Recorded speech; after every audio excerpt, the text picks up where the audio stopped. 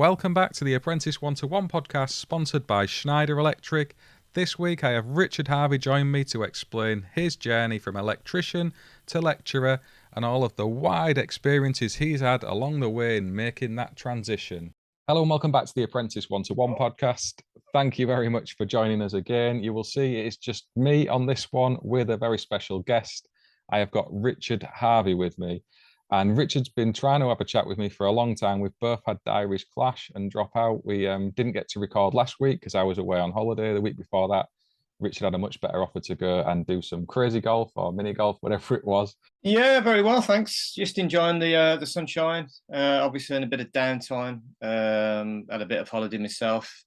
Reevaluate, refresh, ready for the new academic year. Hopefully, there's a couple of cool things that are in motion. With a bit of luck, I'll come back to you with a bit of luck in a few weeks' time with some big news. But so resetting, trying to get to terms with or come to terms with the old Amendment 2 to the old Bible, so to speak, and catching up with a few webinars, bits and pieces like that.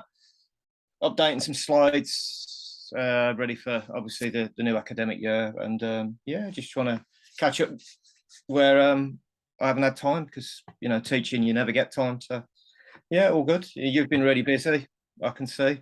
Yeah, I think everybody's busy this time of year. I know in education especially, although you're not in work, there's lots that needs to get sorted out. We're helping with some of the physical stuff where we go and putting some EV charge points into some schools, and obviously you've got to amend your training material. But before we get too much into that, let's have a little bit about your background, if you don't mind. So how did you get into the electrical industry? No way back at the beginning? Okay. So when I left school many years ago, 91, whenever it was, I wanted to be a mechanic because I love cars. So everything is cars. My dad is a gas engineer, stroke plumber, but back in my dad's day, you weren't kind of restricted to one trade. That was his main trade. But at the time, he said, I'd do a bit of painting, a bit of plastering, carpentry, and actually you can do absolutely anything apart from electrical because he's colorblind. So way back then, he said, no, you're not going to be a mechanic. You ain't going to do any of that because you'll have greasy, oily hands for the rest of your life. He said, you're going to be an electrician. That's what you're going to do. So I enrolled at my local college, which has since long disappeared now. This house is sitting on top of it. Went to an induction day where we had to carry out a maths test and an English test and a practical skills test.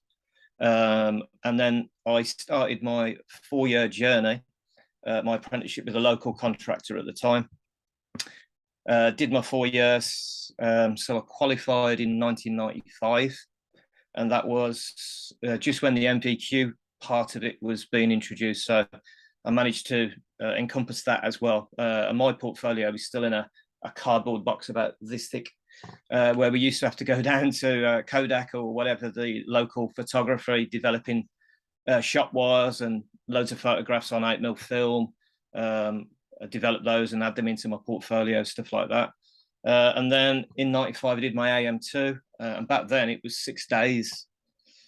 And again, that centre's gone now. That was in Redditch. And that was tough. Really, really tough. But I was quite lucky in the fact that there was a couple of contractors that I worked for throughout my apprenticeship. The first one, I did a bit of estimating as well in the first year, bits and pieces, spent ages in the stores as you do. They went into liquidation. So then I started for another company, National Electric. They've gone now again, but they were a fantastic company. And I was lucky to work with the great sparks that just let me get on and do rather than being told, So we did all sorts, domestic, commercial, industrial, everything. And he was a great bloke, and he's still about, I believe. I'd love to grab hold of him one day. But he just, if there was a set of drawings for a job, he'd just say, look, there's your drawings. You crack on, get it done. There's your conduit.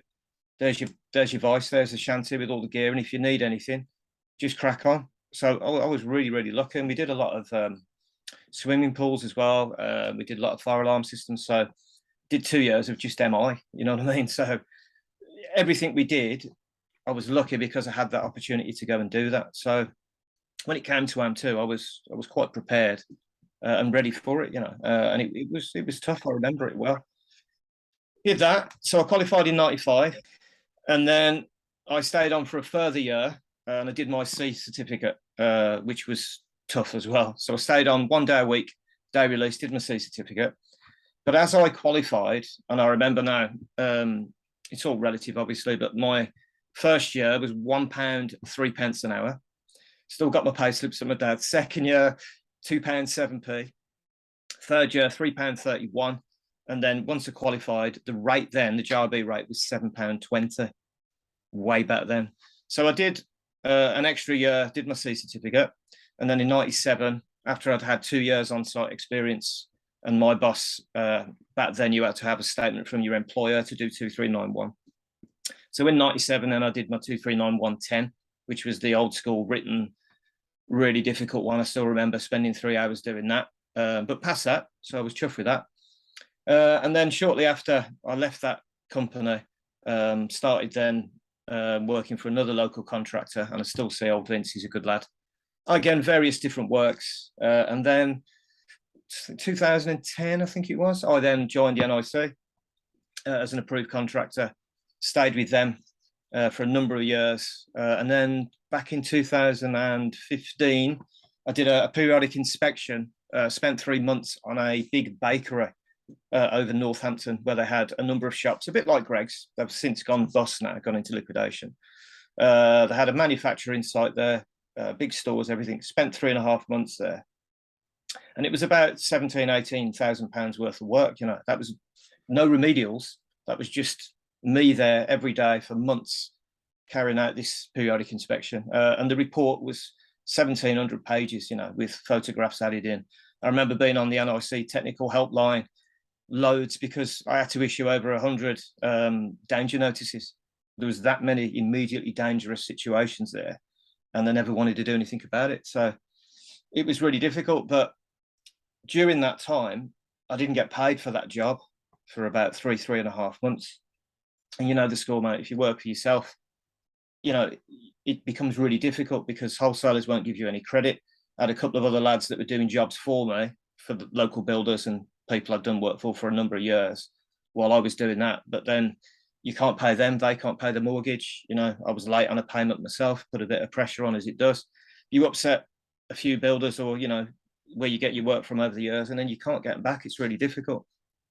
So I thought, you know what, there's got to be a better way. There's got to be something else. And I seen this job for an electrical lecturer, and the job was over in Wellingborough, and I'm over in Solihull. So I thought, that sounds pretty good. And the HR department of the college sent me an email to say that they'd love to invite me for an interview, and they'd like me to do a micro teach on putting a light in a loft. So a 15-minute micro teach. And they asked me to bring along a PowerPoint and this micro teach. And I remember ringing up the HR department saying, listen, I'm not going to come to the interview because I'm not a technical person, I'm an electrician. I've had apprentices, and I can get information across in simple terms, but I'm not a teacher. I've never heard of PowerPoint at this point. So I was like, but they convinced me to go to this interview. And a good friend of mine, he's a lecturer in carpentry, and he gave me a few pointers and said, look, all you want to do is confine some information in simple terms in 15 minutes. Get yourself a few props if you can. Try and make the learning more interesting, and just be yourself, he said, and you'll be fine. In terms of PowerPoint, don't worry too much about that. So I wrote myself a few notes, as you do, got a little safe isolation kit together, got some PPE out of the van, my paper overalls and my mask, and a few other bits and pieces, put some simple slides together. And I remember leaving for this interview, and the interview was at 9 o'clock in Wellingborough. So I put it in the sat nav in the van. Thought, well, if I leave about 7 o'clock, I'll be there in plenty of time, 8:30, lovely. So it gets on the M6, gets down to Corley, and the traffic was at a standstill. And I'm like, oh no.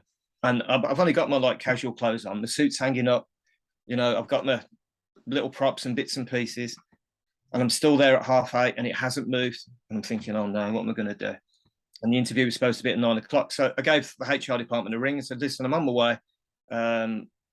I'm just stuck in traffic, but I'll be there. And she said, "Oh, don't worry, the board are waiting for you." I'm thinking, "Oh no, the board."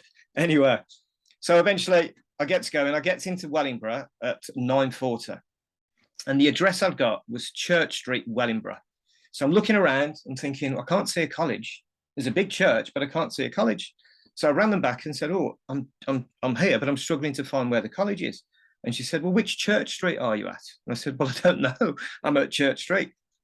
Would you like the postcode?" I said, "Well, it would be helpful." Put the postcode in, and I'm like 14 miles away. Oh God, crazy. I finds this college. I gets there. Now it's like 10:05.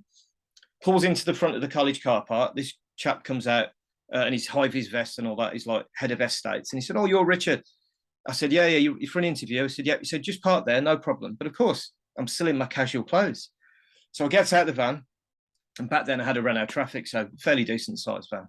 So I get out the van, and now I'm getting changed in the car park. So there's all these people walking past because I'm like, panicking a little bit. Oh God. So I goes into the college, went to the toilet as you do, because I'm a bit nervous now. Got me props and a few bits and pieces. The estates guy then takes me up to the boardroom. So I get introduced then to head of construction, head of curriculum, and head of quality and head of quality. "Well, would you like a drink?" "Yeah, that'd be lovely." And then head of construction, I remember his name, Ian. He said, "Oh, luckily for you, we've got all the level 3 learners in today. So we'll do your presentation over in the construction department." So it went from doing this presentation to 3 people to a whole group of lads and girls and the workshop technician and the lecturer that was teaching them at the time. So, oh God. So then I started off rambling on about putting a light in the loft and blah, blah, blah. And as you know, you could talk for an hour just on the implications of, health and safety before going into the loft. So as well as being nervous and all the rest of it. Anyway, so all that went really quick, like 15 minutes was gone in no time. And of course, there was all different ages of, lads in there. There was a couple of girls in there, and some of them had their feet on the table, picking a nose, and and I'm trying to bring them into life and asking them questions and what do they already know. Anyway, so the micro teach finished. I then got taken down into the workshop to have a look around, and the workshop reminded me very much of the workshop in the college that I went to all them years ago. It was just an old school brick workshop. Loads of bays in there. There's loads of stuff all over the walls. MI, SY, everything. And I thought, oh, this is what it's all about. I love this. And the lecturer that was teaching them at the time, Graham, his name was, lovely guy, and he always said to me, he said, "Listen, when you get into this side of things," he said, you'll be a golden unicorn, because you cannot get electricians like yourself, with all those years experience, fully qualified and everything else to come into teaching. So if you get into teaching and you enjoy it, you'll always be sought after, because you just can't get the right people, the right qualified people, That's still a problem. So yeah. So that was the first half of the interview. So then there was a second half of the interview, which I had to go up into the boardroom. And this is the type of questions that you get asked about, safeguarding and equality, all those types of things, which I've got no real knowledge of any of that stuff, which I explained to them, which, they understood, obviously. Did the best that I could, answered all the questions. They took all copies of all my certificates and bits and pieces. And then I didn't hear anything for about 2 months. And then I had a phone call from the head of construction, and they offered me the job on a part-time role. And I thought, well, that's great, that is, because then I can still carry on and keep my, close contacts happy, the builders and the like, and then get into teaching a little bit at a time and see how we go on, because I might not have liked it or enjoyed it, etc. But being fully qualified in our world, you're not fully qualified in a teaching world. So all of a sudden, you're at the bottom of the list, and colleges work on increment payments, basically. So once you've done a year, you then get the next payment and a year and the next payment and the next payment. But the problem was, the college being in Wellingborough, me living in Solihull, it was 130 mile a day plus 60, 70 pound in fuel. And when you're on part-time, which isn't a lot of money, my contracting had to, make up that loss in salary, basically. But I remember my first day, and I turned up there. I was there at 7 o'clock. I left my house at 5 o'clock. There at 7 o'clock. Went into reception, and they said, "Oh yes, a chap called Gary will be in shortly at 10 o'clock to meet you." and that is the legend that is Sir Gary Hayes. So No I remember way. this guy, old Gaz. Yeah, never met him before. Gets out of his car, slams the door, comes trotting across the car park as you do. Says, "You must be Richard." Yeah, yeah. He said, "I'm Gary." All right, Gaz. Gaz is fine. Call me Gaz. Yeah, no problem. And I remember from that day, that's the reason why I got into teaching, like where I'm at now, because I've never met anyone, and he doesn't switch off. You've obviously spoke to Gaz. You know Gaz does it. He does not switch off. But he can control a classroom like no one I've ever seen. Unbelievable. And the things that he's picked up in all the years that he's been teaching, and how he, pushes that into a classroom, and how he uses that is unreal. And I worked with Gaz for 2.5, 3 years. Unbelievable. What an apprenticeship for you Yeah. to have, starting out in training, to be mentored by the legend that is Gaz. Absolutely. Because you've nailed him there. He is Mr. Training, isn't he? Let's be honest. He is. I started my teaching journey then. So then you've got to start teaching and learning qualifications, So then I did like an introduction into teaching level 3 qualification. That was one night a week. Then I did an assessing qualification for on-site assessments within the classroom, workshop, etc. Then I did my level 5 certificate in education, which was, level 5, which was tough, really, really tough. But again, I couldn't have done any of that, without Gaz and some other fantastic people at that college. And once I completed my cert ed and everything, I just couldn't carry on working there for the money. I just couldn't do it anymore. The fuel money and everything else. So then I started looking for jobs closer to home. And then when I left there in 2017, I got a job with quite a large training provider in Birmingham. And I've been there, or I was there for 5 years. I've kind of moved away from that a couple of weeks ago, just to refresh myself again and start a journey somewhere else. Again, another time. I've got some exciting news with that, hopefully. And I enjoyed the time there.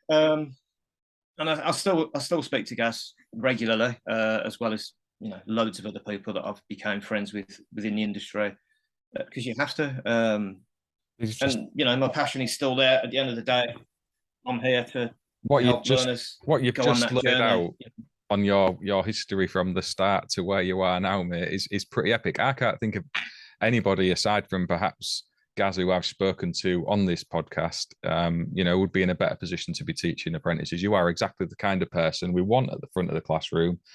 You've done the job for a long time. I think it's fair to say, hands on yourself, and had that awesome apprenticeship. Your experience seems to mirror my own, actually. I was very lucky with my mentors. I was kind of around the same time when there was all the YTS stuff that was kicking off. There was the changes with the MVQ and the C qualification, and there's still an issue historically with the JIB for some people getting their gold cards because of all of that mix up. Fortunately, I was lucky like yourself and got to do all of the AM2 and the MVQs, but not everyone's in that position, and that is something that industry needs to look at a little bit harder, I think. But to have that journey you've now gone on, and to be in training as you are, credit to you, because it's really difficult for a lot of the reasons you've identified. One, dealing with the youngsters in classrooms, getting qualified as a teacher, because we talk about competence as electricians and then expect to rock up in a classroom and teach, something we're not competent to do. And then the financial impact of it all. You've made it all work. People like you were an inspiration to others following into teaching. So credit to you, mate. I'll try, and I've seen it from both sides, because coming from an FE college where they're full-time learners, and when I was working with Gaz, there was another half of the college that looked after the apprenticeships. We only looked after the full-time lads, level 2, level 3 diplomas, evening classes as well. But we also ran at that time the EAL domestic installer qual, which was like a 2-year qual where we had to do on-site visits and all sorts of stuff. It was a good qual, I thought it was. But we never got involved with the apprenticeship half, because the college had, it was done, external assessors and stuff. They kind of looked after that. But then in my last role for the last 5 years, because they're a private training provider, they've got 460 odd apprentices. And they've also got their own AM2 centre, and they also run obviously the bolt-on courses. So at that job, I was a lecturer, but also I was the tutor manager. So I had 7 or 8 lecturers that worked for me. So not only did we have to build the quals based on the City and Guilds, outcomes and criteria, but then we obviously had to deliver it to first, second, third, fourth year apprentices, but also sparks that were coming in to do 2391, 2396, 2919 EV charging, equipment testing. So, we had to cover and write everything for those courses as well as the full-time. And it's difficult. And I'm not the type of person to not do anything properly, because that's just not me. If you're going to do something, you've got to do it correctly, So there's a number of things that need to change, and back to yourself, unbelievable respect for trying to push for change. I know that TESP were directly involved with us for this new domestic apprenticeship that's, coming out in September, I think, isn't it? So we were directly involved with that as well. They come to us to get our input on it. And it, it's the same as anything, isn't it? There's rogue training providers, there's rogue electricians, there's rogue plumbers, there's rogues in everything. So to try and iron that out and to get a recognized path to becoming that fully qualified electrician is massively important, massively, So Yeah. You keep fighting, and that's what you've got to try and do. So it's difficult. Yeah, totally. That domestic electrician course that's coming, I think it's a good thing. There has been some questions raised around it after the fact, but as you've said, they did reach out into industry for input and our ideas. I'm part of the IFATE review for the traditional apprenticeship at the minute as an employer, so I'm offering my thoughts on what's been suggested before it's put out for consultation. And there's other trainers in there similar to yourselves, feeding their ideas in as well. Yeah. I think that's really important that people do get involved in those discussions and try and affect change if things need to be changed. Because often kicking off on social media doesn't really affect anything, does it? It's not going to give the results, like you say. It's no. It's about getting the results of things and impacting it positively, isn't it? I think it is, but I don't engage all that much with social media, to be honest, because I've got to be careful what I say sometimes, because it's all right for me because I've got quite a good understanding of this book, and I have commented before on certain posts, and then you always get called out then, and then unfortunately you have to prove what you're saying is correct, and unfortunately you have to quote regulation numbers, which it becomes it gets a bit silly. Then you get nasty comments, and everyone can say whatever they want behind a keyboard, can't they? So it's very difficult. So I've massive respect for the content and stuff that's out there, because I didn't, I say to the lads and the girls at college that we didn't have everything that's disposable to them now. There was no YouTube, there was none of that. There was no webinars, there was no podcasts, none of that was around. It was books. That's all it was, really. That's what you had to do. You had to get your head in the book, and you just had to keep looking and getting your head in the books. Or ring a friend, or go and do some sit down revision with one of your pals. The stuff that's out there now, with Gaz and Joe and all the rest of it, there's some great stuff out there. I mean, really, really, there's some rubbish, but there's some really good stuff out there as well. Yeah, there's my stuff alongside Gaz and Joe's for the rubbish stuff.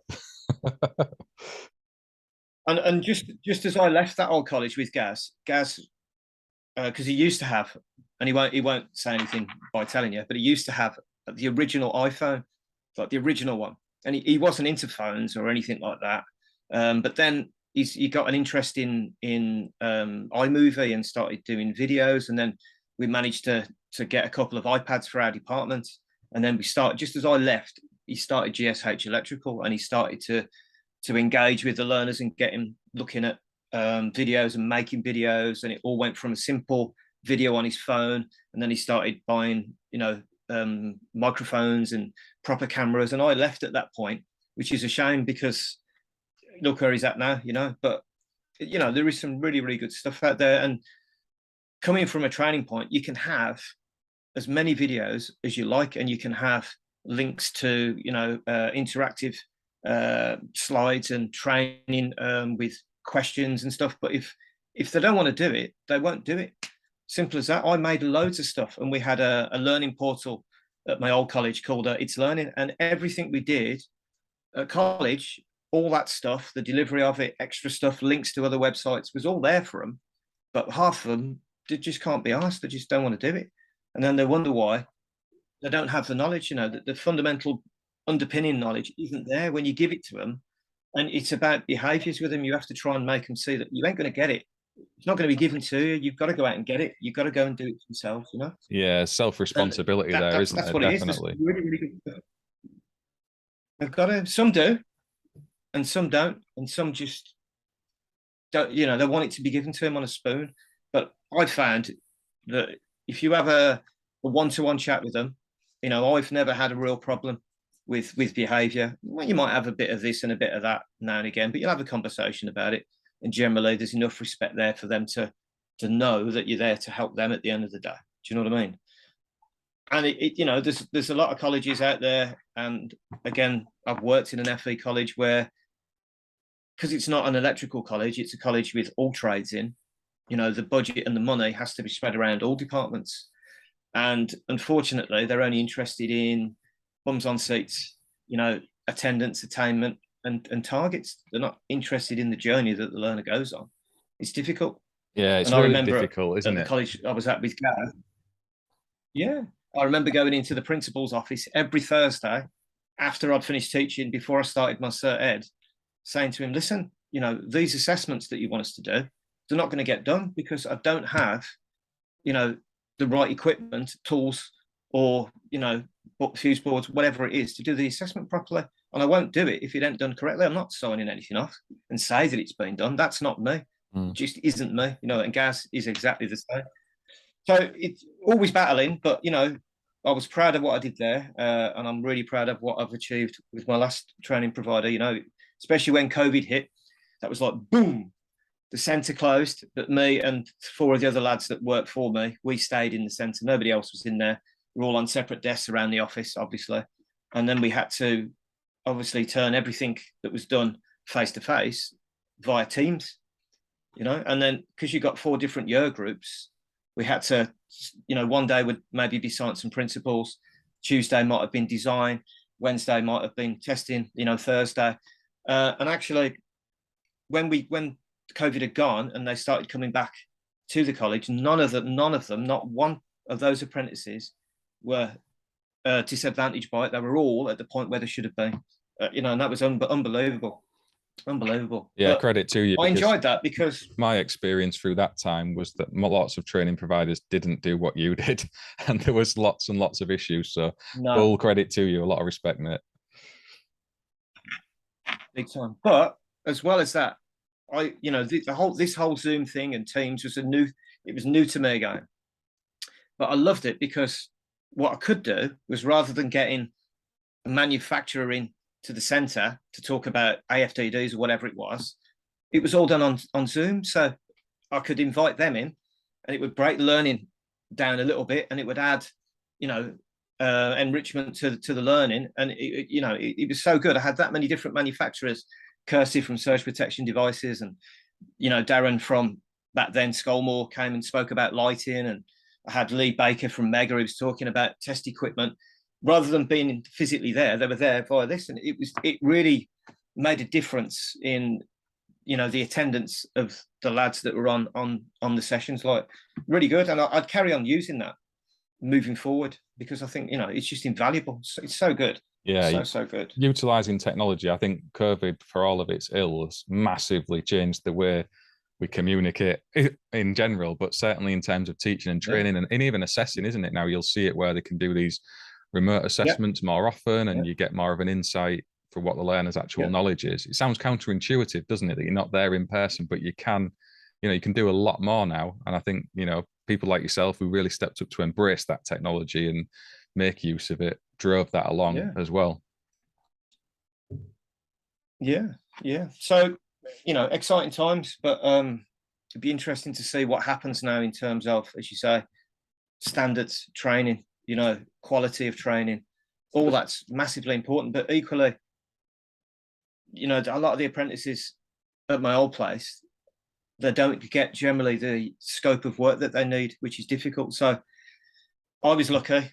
You yourself said that you were lucky. So someone's got to plug those gaps, And because we had our own AM2 centre, all our lads, of course, once they'd finished their MBQ, all the knowledge with myself, they'd go and do their AM2. But, you know, the biggest failure rate, and it probably still is today, is obviously the conduit task, you know, and it came to a point where we had to like loan them a pipe vise and, you know, get the wholesalers, get yourself some, you know, 20mm galv and have a practice. But then when we were free in the workshop, I invited a couple of them in now and again, and I just let them, you know, I put 2 fixed obstacles on the wall, twin socket outlet maybe, and an adaptable box, you know, and said, right, there's your fixed points.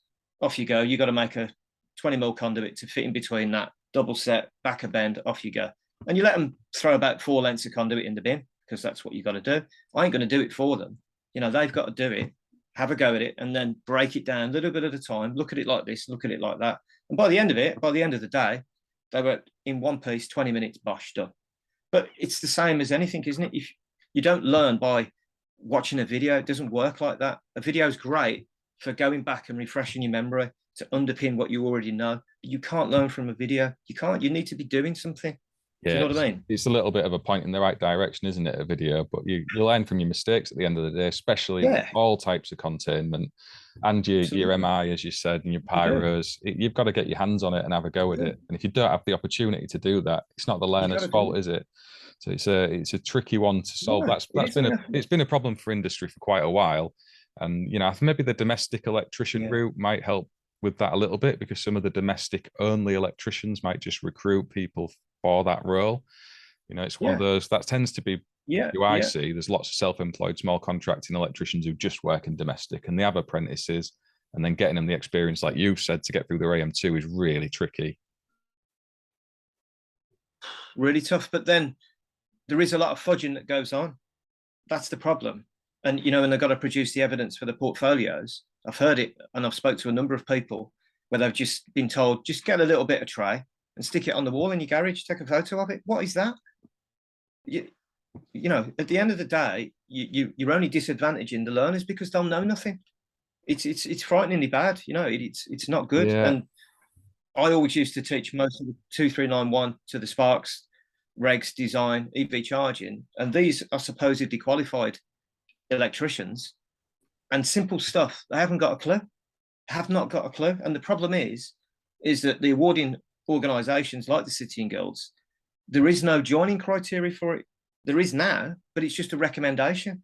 We recommend this, we recommend that. This is the problem. And then who am I to say to these electricians that have been on the tools for years that they're not qualified and they shouldn't be on the course? But there's only so much I can do in terms of, you know, trying to go from the ground up again, you know, because fundamentally everything is based on this, everything. Yeah.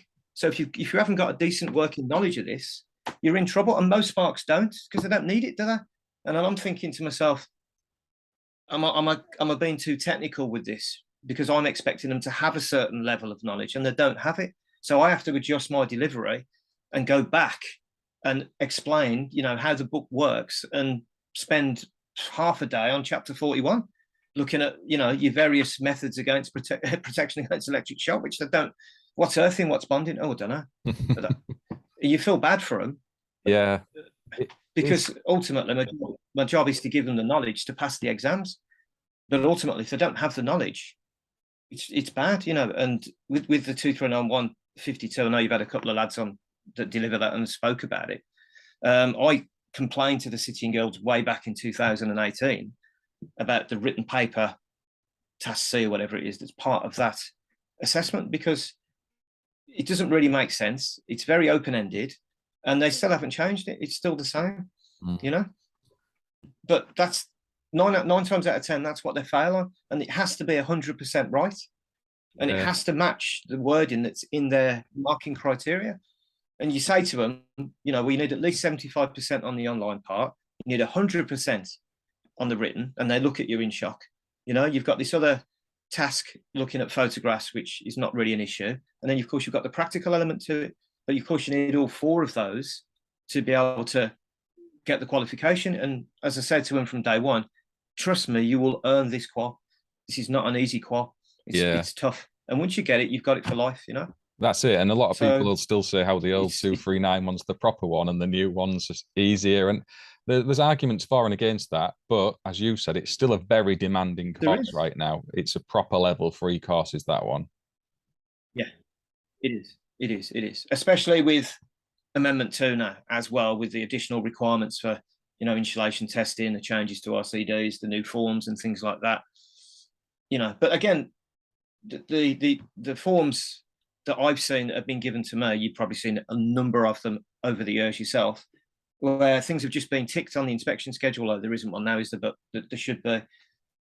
Schedule of test results. It's obviously been done from the van. It's clearly been done from the van. There's just no understanding, and ultimately, it's a legal document. But not enough is done to support, educate these people, and ultimately, somebody gets killed. Somebody's going to need to be prosecuted, aren't they? They just don't see it, Yeah. And that is the problem. And I mean, you obviously deal with that more so than I, but I got fed up as well competing on price. You just can't compete on price. I couldn't. You get a phone call, I've had so and so, how much to do that? Well, Johnny down the road will do that for 100 quid. No chance. You can't do it. Yeah. So I don't miss that. I bet you deal with that all the time, don't you? Yeah, of course, it's still a common issue. There's always that argument on price and stuff. It's really, it's difficult. You've identified a load of stuff that I totally agree with, mate. You're, resonating with a lot of my own thoughts and stuff we've said before. And the point you've made around kind of people being helped through their training. And while you think you may be helping and saying, go and put some tray on your wall, put some tray on the wall in the garage and get through your portfolio and the rest of it. At the end of the day, they come out of that with a gold card and with their qualifications supposedly as an electrician on the start of their journey. So by helping that person, are you actually helping? That's a wider question for everyone, I think, there, isn't it? We're trying to hold that bar, and there is issues with training that's gone on for a number of years, and I'm sure you'll know more about that than I do, where we've had too many people probably getting into the industry, and too many of these courses sold to non-electricians. They talk about the 239 one. When I did mine, only half of the class were actual electricians. There was lots of people who weren't even in the trade. They were trying to get into it. And so there is a responsibility there for trainers with the regs and with that. So it's a real big problem. I do feel we're at a crossroads now, and it does feel like we're kind of making some headwind in the right direction, but it's not without bumps, is it? Because there's some genuine people out there who've been missold this stuff. So it's sorting all that out. Yeah. And then I thought myself, especially now, that is it worth me maybe doing or reaching out to apprentices on one of the Zoom or something like that, and maybe doing I don't know, once a month or once a week, an open Q&A, or maybe an hour or 2 hours just looking at inspection and testing or design or something that may give them a bit more support. But at the same side, I don't want to then undermine the training they're already being given from their own training provider. This maybe just be offered as a supplementary to it. And if it's going to be useful to them, then why not? It is what it is. I don't think he'll ever get to where Gaz is at. Do you know what I mean? Because it's immense, isn't it, what he does? But of course, that's his sole income now as well, isn't it? So it's a little bit different there. Yeah, but we've had the discussions with Craig and Jamie about doing a Q&A on this channel about just that thing. But we had the same concerns about undermining the trainers, and it's difficult, and it is one of those things that we're tentative towards for the same reasons that you've just said there, to be honest. But I think it would be a good thing. So by all means, if you'd launch something like that, I'd be interested to, with the lads, if I can help in any way. By all the means, more the merrier if we ever do can it. soon give an hour or two. Especially because I'm familiar with all the units within the 5357 framework and all that. I've still got all the knowledge for all the units and all the delivery and everything like that, because that's what I do, isn't it? That's my job. So I try and explain things in the most simplest way I can. And of course, the most difficult unit is always the science and principles bit, which, how often do you need that, everyday working sparks? But it's nice to dip back into inductive reactance now and again, and draw some phasor diagrams and geez.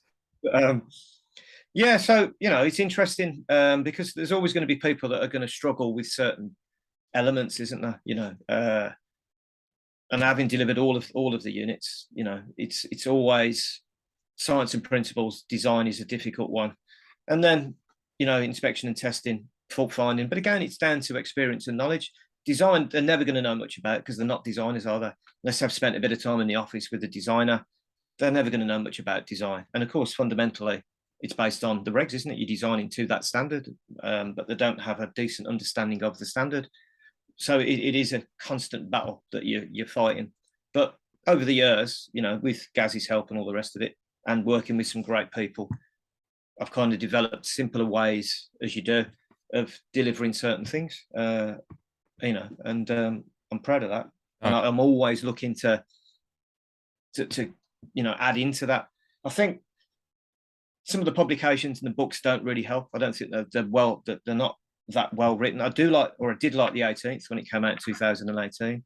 Of course, Amendment 1 was neither here or there, but I do like Amendment 2. I've got to say, I think JPEL, you know, congratulations to them. They have clarified quite a lot of stuff. So I do like this, I've got to say. Yeah, I think there's a lot of people said the same about Amendment 2, me included. Very good. I mean, guidance note 3, you know, that they've done a lot of work on that. It's a lot. There's still quite a few mistakes in it, but and you know, there's a new on-site guide, but of course, no one's perfect, are they? So to rewrite and redevelop, you know, all the guidance notes and all that, and of course the NIC and NAPIT and all that, they're all catching up with their own on-site guides and other books. I mean, there's some fantastic material now, resource material about webinars. There's some really, really good stuff, and I struggle, not so much now because I've got some more time on my hands, but you know, to try and engage with some of these webinars. You know, now and again I'll drop onto the Monday night Q&A with the NIC. Brilliant. Some of the other stuff that NAPIT do. I haven't been to LX for a couple of years. I love going there and annoying all the manufacturers, because I'm always looking for bits and pieces. Because if all you've got is a book when you're teaching, you've had it.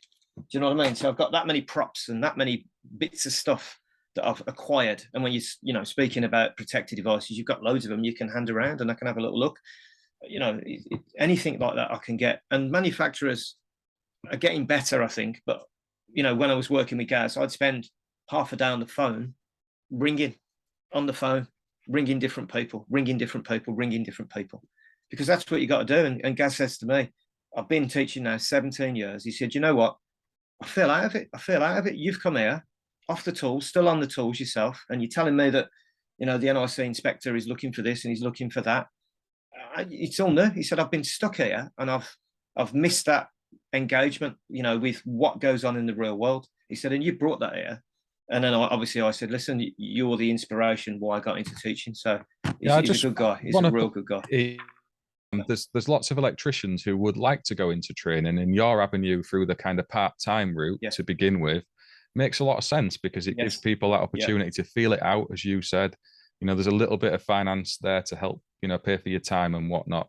You know, do you think that's something that would work for electricians to get involved in training a bit more? And also there is the salary aspects of stuff, you know, feeding into that as well. The biggest problem is the salary in normal colleges, because, as I said earlier, you know, colleges work to a strict increment payment. So if you don't have any teaching quals, you have to start at the bottom, and a lot of colleges won't deviate from that. So nobody will work for, you know, 25 grand a year. The money is so bad, and that's the only way that I could do it. And I did have a number of conversations with HR there and said, look, I'm spending £90 a week on diesel. I'm here. I'm devoting myself to the job because this is what I really want to do. And they just couldn't do anything with the money. So, you know, I made it my mission to get all the quals that I could, to be qualified. And then as I qualified, I got the full money. But then I decided that I was, you know, it was putting a bit of pressure on family life and stuff because of how far up at 5 o'clock in the morning, getting home at 10 o'clock at night. It's difficult, isn't it? So, but definitely, you know, it is a journey, but you've got to be, what's the word I'm looking for? You've got to be committed to it. That's the thing, because teaching isn't easy. You've got to be wanting to pass that knowledge on to the learners. If you want to do it and you've got passion for it, greatest job in the world. It is, because ultimately I love to see people going from day one all the way through the journey And then when they've got the gold card, they pass around too, they come back, come and shake my hand, and the lads that help them, maybe a pack of cider involved or something that they drop off for us. But, that's the point. And then they say, you were right, when you said to me in year 2 or year 3, when I didn't hand my project into you, and you helped me and supported me with that. Look where I'm at now, and that's what you want to see, isn't it? And then a year or 2 years after that, you want to see them come back and maybe do a bolt-on course, to, again, improve the knowledge further, do EV charging or get the 2391 and then come back and do the 2396. Do you know what I mean? And just keep developing. That's my advice to them all day, is just don't ever sit still. Anything that's offered to you by your company, whether it's PASMA or anything like that, grab hold of it, because you can't buy experience. You can have a whole book. You might have one of these. Remember these? Yeah, I've got one of those. Yeah. You might have a whole book full of certs, loads of them, City and Guilds with City and Guilds that. But it don't mean nothing. It don't mean anything. I've met people that have got more certs than me but haven't got a clue. Mm. That is a good point. You can't be experience and ability, can you, at the end of the day? You cannot. And when the 18th came and it spoke about a skilled person electrically and an instructed person electrically, where they kind of got rid of competent, but it's not. Fundamentally, you must be skilled. So you must have relevant experience, knowledge, training, and be competent in a particular type of work that you're doing.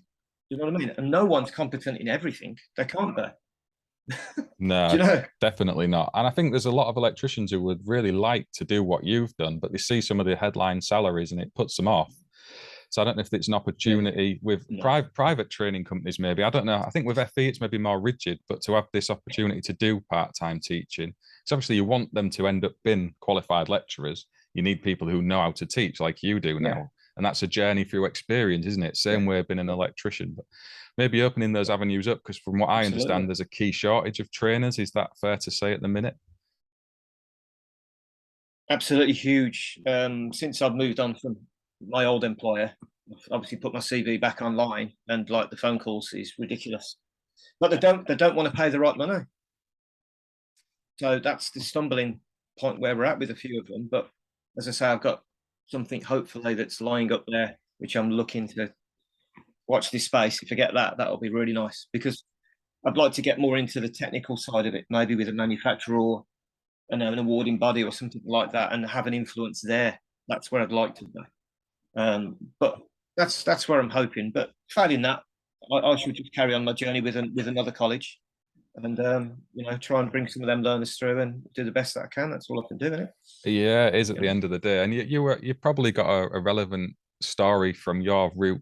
I can think of maybe 5 or 6 electricians right now who would love to do what you've done, but it's just not available to them now. And I know you've made it happen, but I'm just trying to think if we've maybe had more of a collective effort across the training space to help electricians to get into teaching, because who better to be stood at the front of those classrooms? That's one of the really sad messages I get very often, is that the lecturers are not experienced electrically at all in some of the colleges that they've been attending, certainly not through COVID and whatnot, while people have been off on illness and all the rest of it. So it's really tragic when there's people there who would like to do it but can't afford to, and also that there's not the training there for them to get to where you are now. So that's something we could maybe look towards as industry, closing that gap a little bit. I mean, it is difficult, because most sparks are practical people, not so much academic, So when I did the cert ed without Gareth and a few other close colleagues at the old college, it was hard, because all of a sudden you've got to write 20,000 words on inclusive learning, referencing, Harvard referencing, and the amount of reading, and late at nights that I had, researching, and I thoroughly enjoyed it. But that 2-year journey was tough. Do you know what I mean? But then when I graduated and went to my graduation, I was proud of myself. I thought, you know what, fair play to you. Yeah, you too right. But, too right, mate. Brilliant. Brilliant. And you're trying to keep up to date with that. So a bit like the IET, I'm a member of the SVT as well, which is the Society for Education and Training. So I'm always trying to keep up to date with, new assessment practices and procedures, but also the other stuff you got to do, safeguarding and all that stuff. And then on the other half of the coin, I'm trying to keep up to date with everything that's changing within our industry. And at the moment, it's just getting crazy, isn't it? With prosuming and battery storage coming and solar PV and all that type of stuff. So it's exciting times, but it's trying to find the time to get it all in, as well as switching off and then having your own time with your family and stuff. It's tough, isn't it? Exactly that. It's really difficult. And you've nailed so many points through the course of this podcast that resonate with myself, and I know Jamie and Craig as well. And if you're up for it, we'll have to get you back on to come and talk with the guys and have a little chat. We're going to try and we had the. It's funny you mentioned about the question and answer, because we were talking about this maybe 3 or 4 days ago, of doing it on the podcast where people sent in some questions through Instagram or whatever that they were struggling with, and we'd have a go at answering them. So to get your input on that as well, having you mention that today would be brilliant. Let's do that. Not saying I'll be right, but I'll have a go. Well, if there's 4 of us there, we've got about 25% chance one of us might be right. So we can play those odds. Yeah. And as I always say, as I always say when I'm teaching, if I don't know something, because I won't pretend to know something if I don't know it, I'll go and find that information out and I'll come back to you, because interpreting what's in the book, it can be difficult. It's better, but it's difficult sometimes. You have to find out what the intent is of it. It could be a phone call to Gaz or Darren or whatever, and I'll always come back and give them the right information. But it's trying to make sense of it all, isn't it? Yeah. And for us, it's difficult. Never mind these young lads or girls or whatever getting into the industry. It's even more difficult. So yeah, it is. I'm up for that. Definitely, mate. I'm up for that. No, that's brilliant, and we'll definitely be doing it. I think we're just figuring out quite how to make the technology work, and then getting it to make sense to people watching. Yeah. Is there anything else you want to speak about while you are here, mate? Anything you wanted to cover? We've had a good wide chat of your experiences, but is there a topic you want to have a quick chat on, or are you all good? I think the EV charging thing is obviously you're engaged with it yourself, aren't you, and doing quite a lot of installs. But obviously I used to deliver that qualification. The qualification's changed slightly now, but I did manage to get hold of a couple of the reports that were done by, was it OZEV or whatever it was that carried them out, and I had an installer that was on the 2919 course with myself a few months ago, and he was a bit annoyed that he'd had an audit done on one of his installs. So bearing in mind that this guy is registered with one of the big 2, and the report was also done by a contractor that's registered with the same people. So he showed me this report, and there was photographs attached with it, blah, blah, blah. And to be honest, it was a mess. For a brand new install, it was a disgrace, and he weren't having it. And he said, "What do you think?" I said, "Well, you've contravened that regulation. You've contravened that regulation. You've done this. You've done that." He said, "But I don't see what's wrong with it." I said, "Well, number one," I said, "you've already installed this, haven't you? So you've signed this EIC, but you're not qualified to be installing that, are you?" "Really?" "Well, what do you mean?" I said, "Well, if something was to happen, and somebody got killed, right? Are you going to get prosecuted in accordance with 7671? Yeah. I said, "Well, you won't, will you? Because 7671 is a code of practice, isn't it?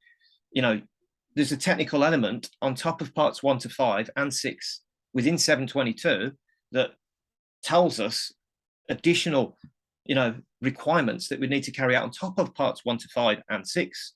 I said, "But fundamentally, you're going to get done under the electricity at work regulations, aren't you? Because regulation 16 says you've got to have, you've got to be suitably competent. You must have the right relevant technical knowledge, which you don't have, do you? Which that's why you're on this course, isn't it?" But he wasn't having it. And then this report was also riddled full of mistakes. It was terrible. But both of these people, these entities, these enterprises, whatever they're called, were registered with this. Yeah. There's a conflict of interest there, isn't there, I think? And to be fair, one of those bodies said to me recently that, they recognised that and they wouldn't have gone down that road in hindsight. But at the time, it felt like the right thing to be trying to do.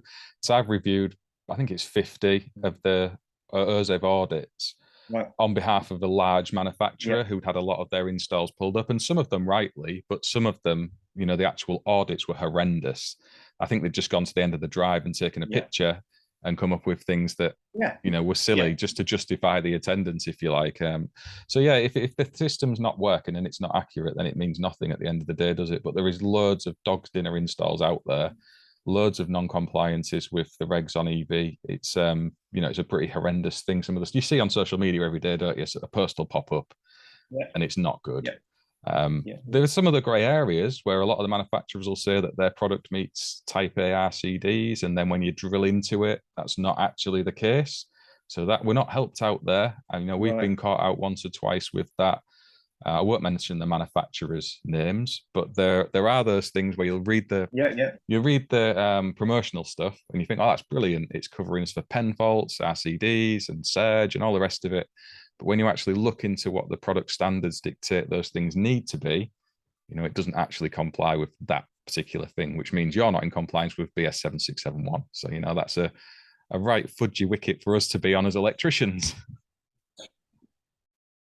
Well, again, to me, this is understanding the requirements in particular of 722.4.11.4.1, isn't it, in 7671, because certainly in Amendment 2, they've added a bit now, haven't they, which actually states you must hand over with your EIC a copy of the conformity certificate for said device.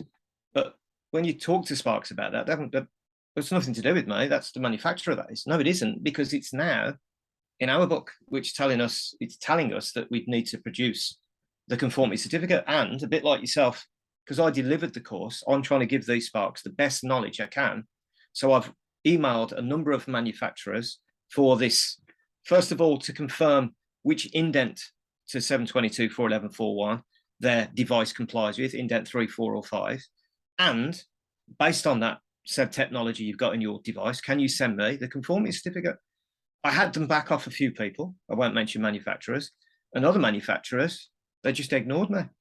So I then said to the Sparks that run the course, so you take that as whatever you want to take that, but ultimately you've got to comply with 7671. And that states now in Amendment 2 that you must include that with your EIC. If they can't produce that, then how can you say that it's safe? You can't, because this device, we don't carry around a pen fault tester. Nobody makes one. So how do you know it's going to work? How do you know it's going to work? Because someone might get killed if that device does not work, because you're relying upon it for life, aren't you? Safety. That's what it is. So, you take that decision yourself, but my advice would be use this manufacturer, or this manufacturer, because I've emailed them. Again, it should be freely downloadable, you would have thought, from the website. It should all be available, and it isn't. You have to go and dig for it and find it, and it's a nightmare. Some of them are better than others, and some aren't. Some of them just didn't reply. Yeah, I mean, some of the issues we've had where they'll say certain things on the marketing and they'll say certain things on the technical helpline, but when you actually read in writing in the small print on the manual, it says the opposite, which is really unhelpful, because that just leaves you in no man's land, doesn't it? And all electricians want to do at the end of the day is hand over safe systems. And an EV circuit at the end of the day is quite simple. It's just a radial circuit with a heavy load on the end. The complexities are all to do with the additional protections that are needed. And if they're in the product, brilliant. And if they're not, we need to know about it so we can make sure that they are. It's all in the design and understanding of that. And I think there's often big mix-ups in the way manufacturers present their marketing and then how electricians interpret that and think that they've ticked the box on that conformity, as you mentioned, when really... Yeah, I totally agree. But again, it's lack of understanding of the regs as well. And that's why I think, as you said, doing some stuff with apprentices and stuff, but also I'd open it out to Sparks that maybe, need a bit of advice or guidance on EV charging. I'd certainly go through 722 with them, from a hands-on Sparky. What do I need to know? What do I need to think about? What do I need to consider in my design? Do you know what I mean? And how you apply the regs to that, because I think that would help a lot of Sparks out there. Yeah, definitely. I think that's something that we could look at doing for sure. Because, as you said, there's confusion there, isn't there? Like that, where there's confusion, and we can help people. Even testing, I think so. Yeah, even cable cards testing, anything. Because I've been doing it for years and years. It's like second nature to me. Do you know what I mean? So, yeah. sounds like a good plan to me. I've really enjoyed our chat, but I'm mindful that people are going to be switching off from listening because we've gone on over an hour. So we need to come back and do a part two. And I get you on with Jamie and Craig as well. If anybody does want to get in touch with Richard, I'll drop a link to his LinkedIn in the description of this, because I know you're on there. I don't know if you're on Instagram and Twitter as well, but if you are, let me know your details. If anybody does want to reach out and ask Richard a question, it sounds like he'd be more than happy to help. So we can make sure you know where to find him. Otherwise, thanks everyone for listening as ever. If you've got any comments or questions, drop them in below. Thank you very much to you, Richard, for taking the time out to come and chat with me. I really, really appreciate it. It's been a pleasure to listen to your story and finally get to have a chat with you. You are welcome back whenever you want, but in particular to cover some of the things we've mentioned today. So I look forward to that on the next one. Catch you later. It's been a pleasure. Thank you very much. Thank you. Thank you for listening to the latest episode of the Apprentice 1-to-1 podcast, sponsored by Schneider Electric. Please like and subscribe to the channel, get involved with the comments, and we will see you on the next one.